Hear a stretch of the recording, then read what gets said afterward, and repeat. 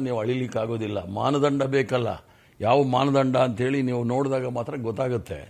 Cricket ಆಟ ಆಡ್ಬಿಟ್ಟು ಅದರ ಮಾನದಂಡ ದೇಶಭಕ್ತಿ ಅಂತ ಅಂದರೆ ಇದು ಹುಂಬತನ ಅಂತ ಹೇಳ್ಬೋದು. ಮತ್ತೆ ಇನ್ನೂ ಸಹ ಜನರ ಮನಸ್ಥಿತಿ ಇನ್ನೂ ಇದಾಗಿಲ್ಲ, ಇನ್ನೂ ಅವರ ಮನಸ್ಸಲ್ಲಿ ಅಳಿಸಿಲ್ಲ. ಪೆಲ್ಗಾಮ್ದು 26 ಜನ ಅವರ ಸಂಬಂಧಿಗಳನ್ನ ಕಳ್ಕೊಂಡಿದ್ದಾರೆ, ಕೆಲವರು ಅನಾಥರಾಗಿದ್ದಾರೆ. ಪಾಕಿಸ್ತಾನದ ಉಗ್ರವಾದಿಗಳು ನಡೆಸಿರ್ತಕ್ಕಂಥ ಹೇಯ ಕೃತ್ಯ ಇನ್ನೂ ಎಲ್ಲರ ಕೈಯಲ್ಲಿ ರಕ್ತ ಇದೆ. ಈ ಸಂದರ್ಭದಲ್ಲಿ ಇವರು ಕ್ರಿಕೆಟ್ ಆಡೋದ, ಇವರೇನಾದರೂ ನಿಜವಾದ ಭಾರತೀಯರಾಗಿದ್ದರೆ, ನಿಜವಾದ ದೇಶ ಪ್ರೇಮಿಗಳಾಗಿದ್ದರೆ ಅವ್ರ ಜೊತೆ ಯಾವುದೇ ರೀತಿಯ ಕ್ರೀಡೆ ಅಥವಾ ಯಾವುದೇ ಸಂಬಂಧವನ್ನು ಇಟ್ಕೊಳ್ಬಾರ್ದು. ಅವರಿಗೆ ಬೇರೆ ವಿಚಾರ ಮಾತಾಡೋ ಯೋಗ್ಯತೆನೇ ಇಲ್ವಲ್ಲ. ಪ್ರಧಾನಮಂತ್ರಿಗಳಾಗಿ ಆಪರೇಷನ್ ಸಿಂಧೂರ್ನ ಒಂದು ಕ್ರಿಕೆಟ್ಗೆ ಹೋಲಿಸೋದ.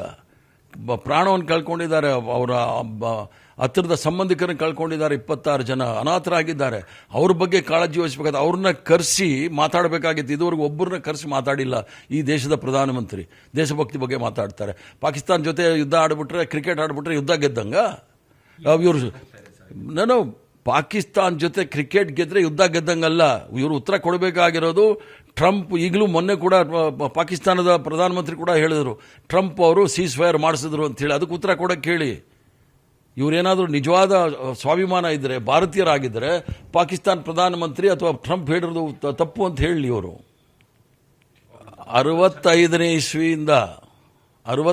ಇಸ್ವಿಯಿಂದ ಸುಮಾರು 93-94ರವರೆಗೂ ಪಾಕಿಸ್ತಾನ ಜೊತೆ ಯಾವುದೇ ಮ್ಯಾಚ್ ಆಡ್ತಾ ಇರಲಿಲ್ಲ. ಅವರು ನಮ್ಮ ಮೇಲೆ ಯುದ್ಧ ಮಾಡ್ತಾರೆ ಅಂತ ಹೇಳಿ, ಉಗ್ರವಾದಿಗಳನ್ನ ಬೆಂಬಲ ಕೊಡ್ತಾರೆ ಅಂತ ಹೇಳಿ. ಇವರು ಒಂದು ಕಡೆ ಅವರು ಶತ್ರು ಅಂತಾರೆ, ಬಿರಿಯಾನಿ ತಿನ್ನಕ್ಕೆ ಹೋಗ್ತಾರೆ, ಕ್ರಿಕೆಟ್ ಆಡಕ್ಕೆ ಹೋಗ್ತಾರೆ, ವ್ಯಾಪಾರ ವ್ಯವಹಾರ ಮಾಡ್ತಾರೆ.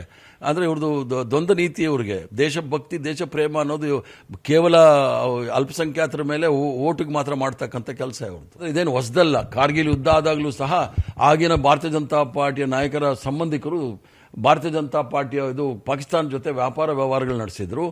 ಈಗ ತಡಿಪಾರ್ ಆಗಿರ್ತಕ್ಕಂಥ ಅಮಿತ್ ಶಾ ಅವರ ಮಗ ವ್ಯಾಪಾರ ವ್ಯವಹಾರ ಮಾಡಲಿಕ್ಕೆ ಪಾಕಿಸ್ತಾನದ ಜೊತೆ ಇವರು ಮ್ಯಾಚ್ ಆಡೋದು. ಯಾಕಂದರೆ ದುಡ್ಡು ಭಾಳ ಬರುತ್ತೆ ಪಾಕಿಸ್ತಾನ ಇಂಡಿಯಾ ಆದರೆ, TRPಗಳು ಜಾಸ್ತಿ ಆಗುತ್ತೆ.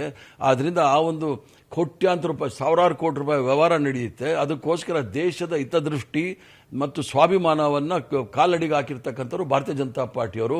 ಇವರಿಗೆ ಕಾಂಗ್ರೆಸ್ ಪಕ್ಷದವ್ರಿಗೆ ಹೇಳೋದೇನು ಬೇಕಾಗಿಲ್ಲ, ನಾವು ದೇಶಭಕ್ತರ ಅಥವಾ ನಮಗೆ ಕ್ರಿಕೆಟ್ ಇಷ್ಟ ಇದೆ ಅಂತ. ಯಾಕಂದರೆ ಇವರೇ ಹೇಳೋದು ಪಾಕಿಸ್ತಾನದ ಶತ್ರುಗಳು ಅಂತ ಹೇಳಿ. ಶತ್ರುಗಳು ಅಂತ ಬಿರಿಯಾನಿ ತಿನ್ನಕ್ಕೆ ಹೋಗ್ತಾರೆ, ಅಲ್ಲಿ ಕ್ರಿಕೆಟ್ ಆಡ್ಬಿಟ್ಟು ಅಲ್ಲಿ ಮಜಾ ಮಾಡಕ್ಕೆ ಹೋಗ್ತಾರೆ. ಇವರು ಕಾಂಗ್ರೆಸ್ ಅವ್ರಿಗೆ ಹೇಳಕ್ಕೆ ಹೋಗಿ ಬರ್ತಾರೆ. ಇವರು